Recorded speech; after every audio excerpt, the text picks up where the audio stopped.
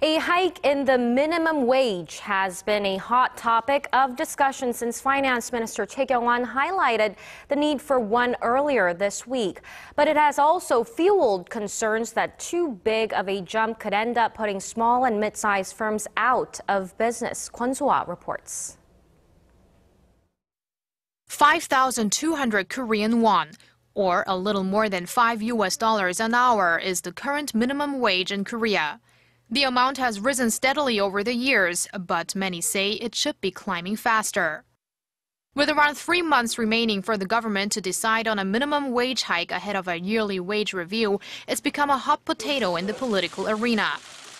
It was on the table at 2 meetings on Friday, one between senior officials from the presidential office, the government, and the ruling Saenuri Party, and another held by the main opposition New Politics Alliance for Democracy. The parties at both meetings seemed to see eye to eye on remarks by Finance Minister Choi Kyung-hwan earlier this week when he talked about the possibility of deflation if things stay the way they are. Unless we raise the minimum wage, we have no chance of reviving the economy.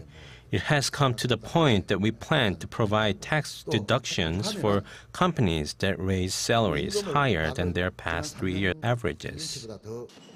Adding to this, a report out Friday says raising the minimum wage will lead to an increase in the labor share or the ratio of wages to GDP and eventually lead to an increase in employment. But there are also opposing voices from employers and business associations, as there are concerns that a hike to $6 or $7 an hour could cause big problems for the nation's small firms. In line with this, the Korea Employers Federation has recommended that companies refrain from raising hourly pay by more than 1.6%. Kwon, Arirang News.